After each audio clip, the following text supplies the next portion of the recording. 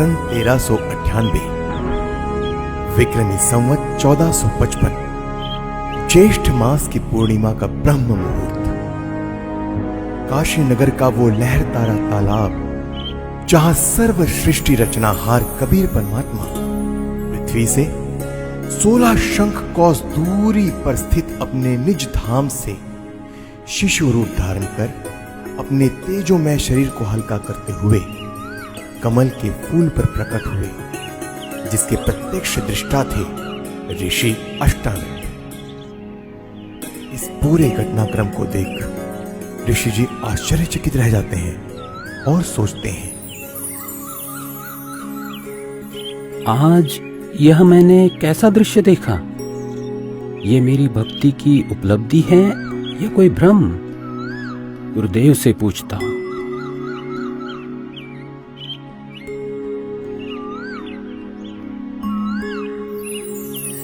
ऋषि अष्टानंद जी के गुरुदेव थे स्वामी रामानंद जी, जो कि विष्णु जी के उपासक थे और वैष्णव धर्म का प्रचार किया करते थे, जिसके लिए उन्होंने 1400 ऋषि शिष्य प्रचारक रूप में भी बना रखे थे।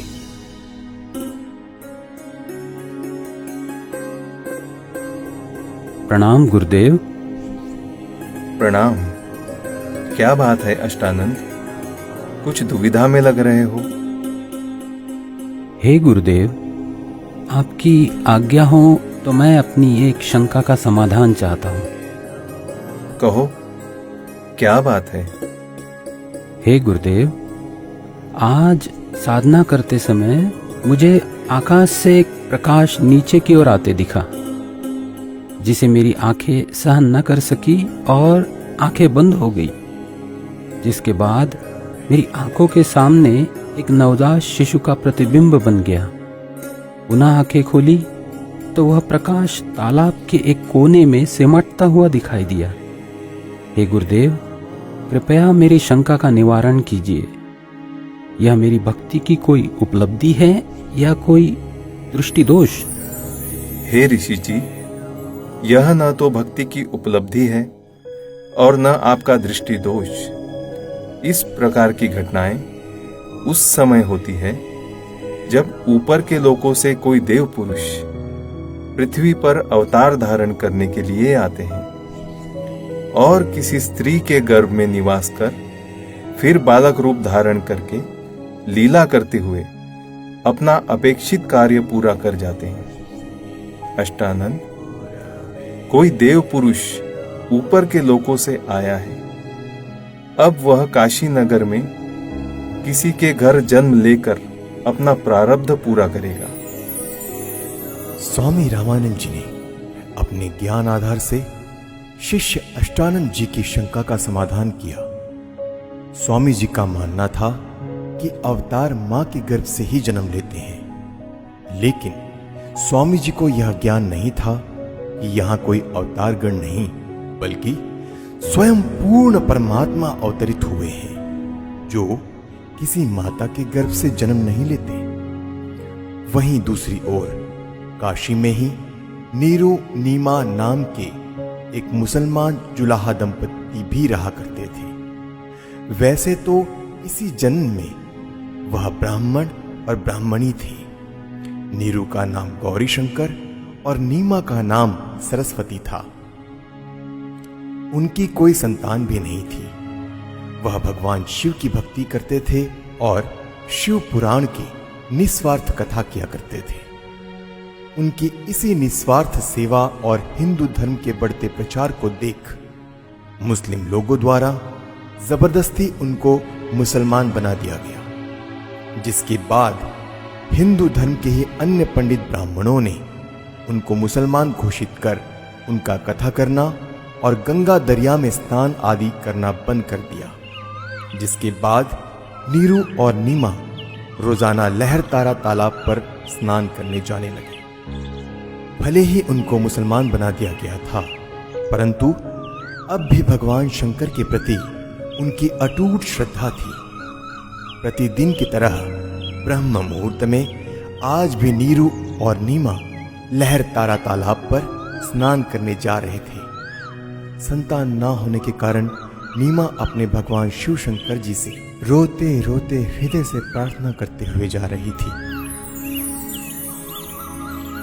हे भगवान शंकर, आपके दरबार में लालों की कमी है। एक लाल मुझे भी देते तो मेरा इस संसार में हिस्सा हो जाता। नीमा, हमारे भाग्य में संतान नहीं है। अगर होती तो भगवान पहले ही दे देते। आप रो मत। ऐसे रो रो कर अपनी आंखें खराब और कर लोगी। हमारा कोई उंगली पकड़ने वाला भी नहीं है इस दुनिया में। इसी प्रकार आपस में चर्चा करते करते नीरू और नीमा लहर तारा तालाब पर पहुंच जाते हैं, जहां पहले से ही कमल के फूल पर परमात्मा प्रकट हो चुके होते हैं।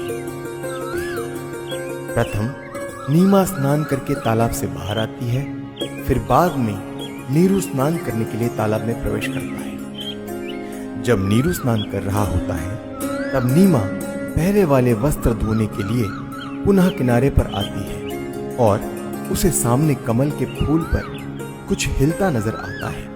इसे देख नीमा सोचती है कि कोई सर्प फन हिला रहा है।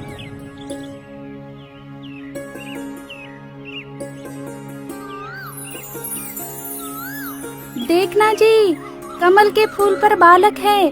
कमल के फूल पर बालक है। ये तो बच्चे की चाह में बिल्कुल पागल हो गई है। अब तो इसको जल के अंदर भी बच्चे दिखाई देने लग गए हैं। ये शंकर भगवान, इसको सद्बुद्धि दो दाता। देखना जी, कमल के फूल पर बालक है। बस कर नीमा, अब तुझे यहाँ जल में भी बच्चे दिखाई दे रहे हैं। जल में कहाँ से बालक आएगा? हे भगवान! देखना जी, देखना, वो बच्चा डूबेगा जल में।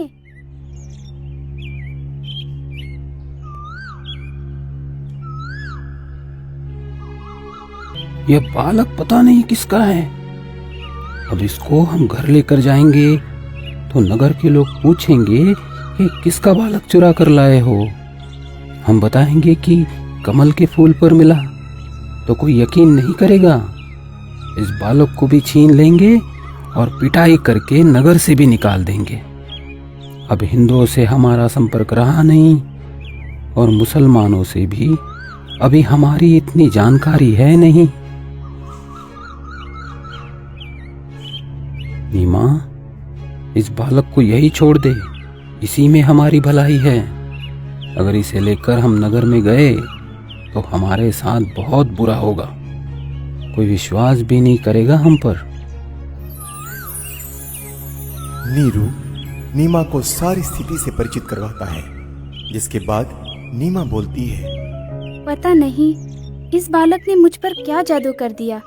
इसे त्यागना अब मेरे वश में नहीं है, क्योंकि इस बालक ने जो मेरे अंदर आकर्षण पैदा किया है, उसी की वजह से अब मैं इससे दूर नहीं हो सकती। मैं मर सकती हूँ लेकिन इसे नहीं छोड़ सकती। नीमा, तू बहुत जिद्दी हो गई है। मैंने तुझसे आज तक गुस्से से भी नहीं बोला, यह सोचकर कि तू पहले ही संतान के वियोग में दुखी रहती है, परंतु अब मेरे प्यार का नाजायज फायदा उठा रही है। देखो जी, आप कुछ भी कहो, लेकिन मैं इस बालक को नहीं छोड़ सकती। नीरू के काफी समझाने के बावजूद भी नीमा नहीं मानती। तब नीरू ने रोते हुए आंखों में आंसू लिए पहली बार नीमा के ऊपर हाथ उठाया और बोला, रख दे इस बालक को यही, नहीं तो तुझे थप्पड़ मारूंगा। नीरू, मैं तुम्हारे लिए ही आया हूँ। मुझे घर ले चलो, तुम्हें कोई कुछ नहीं कहेगा। ये क्या बालक बोल रहा है? जरूर यह भूत प्रेत या कोई सिद्ध पुरुष है। हे शंकर भगवान, लाज रखना। यह विचार कर नीरू चुपचाप बच्चे को घर ले जाता है। परमेश्वर का शरीर बहुत सुंदर था। आंखें जैसे कमल के फूल हो, घुंघराले बाल, लंबे हाथ और उनकी लंबी लंबी अंगुलियां। शरीर से मानो नूर झलक रहा हो। पूरी काशी में ऐसा अद्भुत बालक नहीं था। नवजात शिशु रूप परमेश्वर कबीर जी को देखने के लिए पूरा काशी नगर उमड़ पड़ा। जो भी बालक को देखता तो उसके चेहरे से दृष्टि हटाने को दिल नहीं करता। शिशु रूप परमेश्वर को देख आत्मा अपने आप खींची चली जाती। देखते ही देखते स्त्री पुरुष झुंड के झुंड बनाकर मंगल गीत गाते हुए नीरू के घर बच्चा देखने को आने लग गए। परमेश्वर कबीर जी को देखकर कोई कहता यह बालक तो देव अवतार है, कोई कहता कि यह तो साक्षात विष्णु जी आए हैं, कोई कह रहा था यह भगवान शिव ही अपनी काशी नगरी को कृतार्थ करने के लिए उत्पन्न हुए हैं। अपनी अपनी समझ के अनुसार कोई कुछ कह रहा था तो कोई कुछ।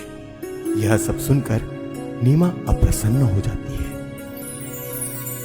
मेरे बच्चे के विषय में कोई कुछ मत कहो। तुमने कभी बच्चा देखा भी है कि नहीं? ऐसे समूह के समूह मेरे बालक को देखने आ रहे हो। नीमा, हमने बालक तो बहुत देखे हैं, परंतु आपके बालक जैसा कभी नहीं देखा, इसीलिए हम इसे देखने आए हैं। हे भगवान शंकर, इनकी नजर से मेरे बच्चे की रक्षा करना। नीमा ने बालक रूप में परमेश्वर कबीर जी को ज्यों है दूध पिलाने की कोशिश की तो परमेश्वर ने मुंह बंद कर लिया। सर्व प्रयत्न करने पर भी नीरू नीमा बालक को दूध पिलाने में असफल रहे। 25 दिन बीत गए परंतु बालक ने कुछ नहीं खाया पिया। माता पिता चिंतित हो गए कि बच्चे को किसी की नजर लग गई है। लेकिन भले ही 25 दिन हो गए फिर भी बालक रूप में परमेश्वर का शरीर पूर्ण रूप से स्वस्थ था। परंतु नीमा को डर था कि बिना कुछ खाए पिए यह बालक जीवित कैसे रहेगा, इसकी कभी भी मृत्यु हो सकती है। यह सोचकर एक दिन नीमा फूट फूट कर रो रही थी और व्याकुल होकर भगवान शंकर से रह रह कर प्रार्थना कर रही थी कि हे शंकर भगवान, या तो ये बालक देना ही नहीं था, जैसे तैसे रो धो कर मैं अपना जीवन व्यतीत कर लेती, और अब दिया है तो ये मुझसे छीनो मत, इसके बिना मैं नहीं रह सकती। ये बालक मरेगा तो इसके साथ मैं भी मरूंगी। तब परमात्मा जो अजर अमर अविनाशी हैं भगवान शिव को प्रेरणा करके बुलाते हैं, क्योंकि उन्हें पता था कि मैं तो मारूंगा नहीं पर मेरी चिंता में जरूर मर जाएगी। क्यों रो रही हो बेटी? क्या परेशानी है आपकी? हे महात्मा जी, हम निसंतान थे। 25 दिन पूर्व भगवान शंकर जी ने यह बालक हमें दिया, लेकिन अभी तक इस बच्चे ने दूध नहीं पिया। सभी कोशिशें करके हम थक चुके हैं। आज भी इसने कुछ भी आहार नहीं किया। मैं इसलिए रो रही हूँ कि अब यह बालक मरेगा और इसके साथ मैं भी आत्महत्या करूंगी।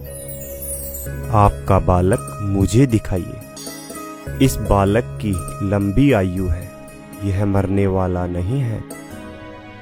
देख नीमा, कितना स्वस्थ है, कमल जैसा चेहरा खिला है।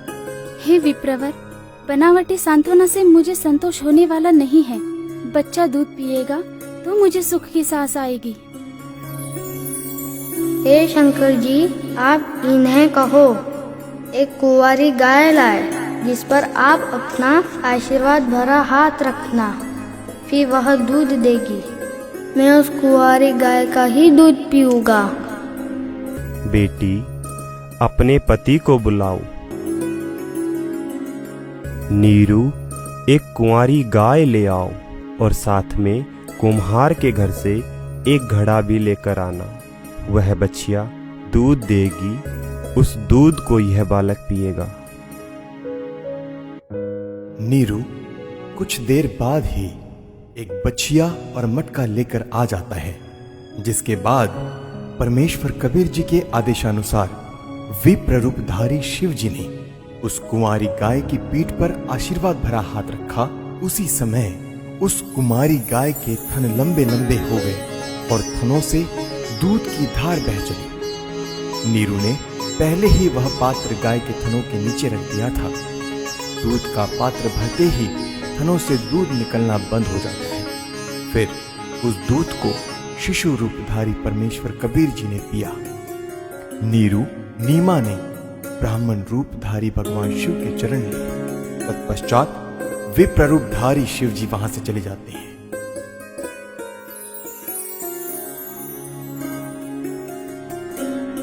नीरू नीमा पहले हिंदू ब्राह्मणी थे, तो लालचवश ब्राह्मण लोग बालक रूप परमेश्वर का नाम रखने नीरू के घर आते हैं। लेकिन मुसलमानों का दबदबा होने के कारण उनसे हिंदू समाज दबता था। काजियों ने कहा कि अब यह मुसलमान हो चुके हैं, लड़के का नामकरण हम मुसलमान विधि से ही करेंगे। इतना कहकर नामकरण के उद्देश्य से काजी कुरान शरीफ को खोलता है, जिसमें प्रथम पृष्ठ की प्रथम पंक्ति का प्रथम अक्षर कबीर लिखा मिलता है। काजियों ने सोचा कि कबीर नाम का अर्थ बड़ा होता है, तो एक छोटी जाति के बालक का नाम कबीर रखना उचित नहीं रहेगा।